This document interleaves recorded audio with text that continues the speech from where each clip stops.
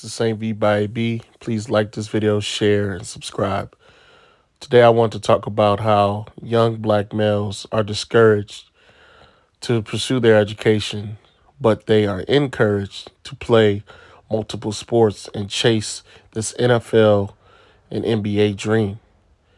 And I believe in this country, the reason why African Americans, especially young boys, pursue sports because they see it as a viable way out to make a lot of money using their physical prowess. Well, they've been subjected to think that they must use their physical bodies to earn a living because white washing has made them believe that they are only as good as their bodies and how strong they are and how fast they are rather than use their brains. And it plays into that notion that them being less of, not as smart, not as articulate, thus they don't have the self-esteem and confidence when it comes to test taking, having education. And a lot of the educators that are in these spaces don't look or sound like these black kids that are in these schools. When you hear some black kids, when they talk about education, it's an afterthought. But what they want to pursue, if you ask them, hey, what do you want to be when you grow up? They want to be an NFL player or they want to be an NBA player. Rather than being a doctor, being a lawyer, being a firefighter, being a police officer, or being a teacher. The profession that's really needed in our schools right now is black teachers.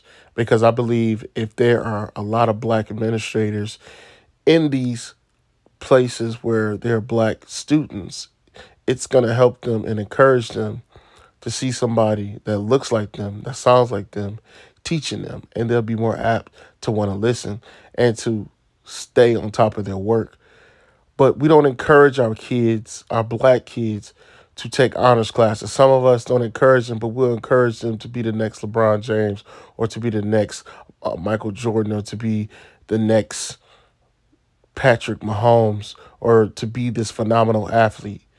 But in this picture I have in the right corner, it is so revealing on how we are perceived by other people in society. These big corporations, especially the NFL and the NBA, make so much money off of our black bodies, and they make billions of dollars through these TV deals, through these sponsorships with different organizations and different businesses like Nike, Under Armour. All of these organizations make money off of our black bodies. Granted, we are physically inclined, but we also have to prepare our kids from a mental standpoint because a lot of these athletes who are done playing only after 2 or 3 years on average don't really have any money or retirement once they retire at the age of 31. Or if they retire at 26, 27, they don't have an education to back it up. And that's the problem. There lies the problem, is that our kids are not wanting to get their education. They don't take it serious. They just do enough to get by. The kids don't apply themselves. I work in a school system where kids typically don't apply themselves because education is not the focus. They want to be the best athlete they can be, but they don't want to be the student first. And I believe society has encouraged black boys to only chase a few dreams. Where if you ask a white kid, what do you want to be when you grow up? He may say, I want to be a lawyer, I want to be a doctor, or I want to be a firefighter, or I want to be a mathematician or a teacher.